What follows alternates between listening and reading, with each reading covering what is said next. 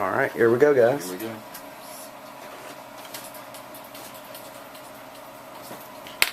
We are the town, AM 1530, FM 102.3, WCTR. Talk at the Towns, and Caitlin Patton joining us from the National Music Festival, and a couple of the apprentices, Jamie McCreary, Ben Honeycutt, and welcome in. So Jamie and Ben, your first time on radio, I understand. So. Mm-hmm. Yep.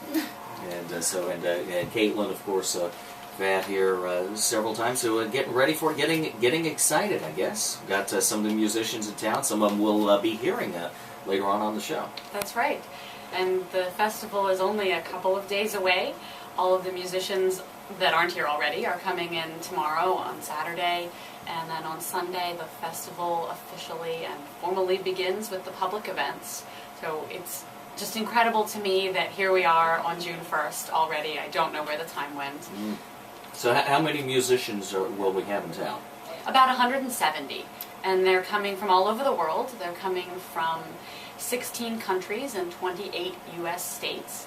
So and I've talked to many of them either on the phone or through email as we've been working on their travel arrangements, and they are so excited to be here. And of course, Jamie and Ben will kind of bring you in and talk about some of the things that you're doing. And Ben, you have a Pink Floyd T-shirt on, so I'm a big Pink Floyd fan. So we're already making a connection there. So all right.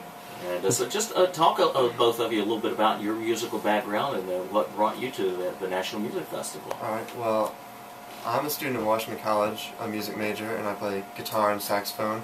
And I heard about the festival through one of the professors at the college, and then he set me up with Caitlin, and we started emailing that way. Yeah, and I'm from Denton, Texas, actually. I'm from quite a ways away, and I learned about the festival through a mutual friend. And I'm going into arts management, but I have a bachelor's in music, so it's a really good way to combine my interests and experience. And musicians certainly are aided by good managers. Hopefully, yes. I try to manage myself sometimes, and I'm not a great manager. So. Well, we're all learning, so. Yes. And so, just some of the things that you're doing, some of your duties as apprentices. Well, yeah, we're doing a lot of stuff. Caitlin's been keeping us really busy, which is great. It's been really exciting. Ben and I have both written some press releases, and we're assisting musicians, driving them around, picking them up at the airport tomorrow, I think. I don't know, what else am I missing? I guess arranging the housing arrangements and that too. Yes, definitely. The search, there was the search for the housing arrangements. So. Yeah, I spent the morning answering phones and talking to people about ticketing, and it's been really interesting because we get to meet a lot of different kinds of people and really promote something that we believe in and are excited about. So. Coordinating the different venues because you're going to be playing in a lot of different places. There's lots of different places, yeah. And we could talk about some of the venues that are being used, and some of them are rather unusual places to have musicians set up and play. That's true.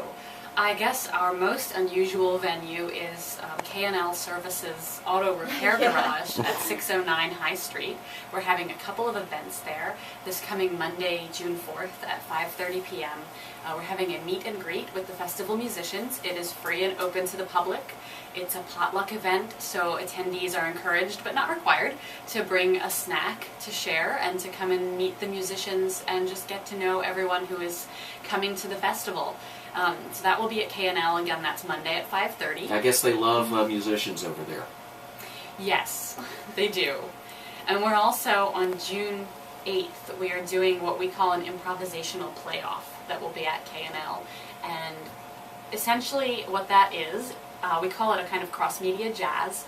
It's a pairing of a visual artist and a musician, and they're given 15 minutes to improvise with and off of each other. And again, it's open to the public and it's free. And just come and see what happens in those 15 minutes. It's really fun to see how two artists in very different genres of art, visual art and music, work together. And they will never have met before. They will not be practicing. They literally just come together for those 15 minutes. So that's a fun and exciting event. It sounds like something, with me being a musician, it sounds like it was something that would be part exhilarating and part absolutely terrifying. I think that's probably true. Yes. We usually ask some of our mentors to do these improvisational events, and some of them are very uncomfortable with it and are not interested in trying that, and others are thrilled to just try it and see what happens. But that improvisational playoff at KNL is Friday, June 8th at 6:30 p.m. And some of the other events that are going on around town, and I guess really around the county, because it's just stretching out beyond Chestertown. We are. Most of the events are in downtown Chestertown, but we do have some events later in the festival in Rock Hall. We have concerts in Rock Hall on June 14th and 15th. On the 14th, it will be a concert at the Mainstay. And on the 15th, the Symphony Orchestra will be playing at the Rock Hall Volunteer Fire Company in the Chesapeake Room. So we will be out in Rock Hall for a few days. Earlier in the festival, we begin on Sunday with what we call the opening fanfare. It's in Fountain Park, and it is at 6:45 p.m. It's the Festival Brass Ensemble, and they will be playing about 3 works of music. It'll be a very short, free concert, open to everyone. Again, it's in Fountain Park, weather permitting, so cross your fingers that we have nice weather on Sunday evening. And it's basically a celebration that the festival is beginning. Following that on Sunday evening at 7:30 p.m., the Mana Quartet, who you'll be hearing from in just a little while. Actually, we're hearing them getting tuned up right now. Yes. You may hear them in the background. At 7:30 on Sunday, they will be playing a concert at the Garfield Center, and I will let them tell you more about their concert themselves. But we have concerts every night. There's so many events going on. I would take all day if I tried to tell you about all of them. We do have tickets available. We have a season pass available that gets you into everything and also comes with some other special benefits. So if anyone is interested in tickets, they can call us at 410-778-2064. You can find us online at www.nationalmusic.us. And as of tomorrow, we will be in the Kent County Visitor Center each day through the festival, which ends on June 16th. And we will be there every day. It's at the corner of Cross Street and 213, and tickets will be available for purchase there as well. And talk about some of the guest musicians that are coming in, that are performing and giving some of the workshops. Yeah, well, the Mana Quartet is giving a workshop, and I'm sure they'll talk more about that. We have a guitarist, Camila Carrara, coming from Brazil, who will be teaching and performing, he'll actually be performing quite a bit in solo recital in chamber music and with the orchestra. He's actually going to be playing banjo with the orchestra for one piece, and for another piece he's playing electric guitar with the orchestra. And not normal instruments you would associate with an orchestra. Right. Yes. And he didn't want to travel from Brazil with 3 instruments. He's just bringing his acoustic guitar, so we have borrowed a banjo for him. And Ben here is a guitarist and is loaning us an electric guitar for Camilo to play. Right. But we have some of the mentors. 2 of them are from the Detroit Symphony. We have a couple of mentors who come from Baltimore, so not very far away at all. Dana Good, one of our violin mentors, is from Baltimore, and also Michelle Humphreys, our percussion mentor. They're both just driving across the bridge to get here. Others, as you know, are coming from much farther away, like Brazil.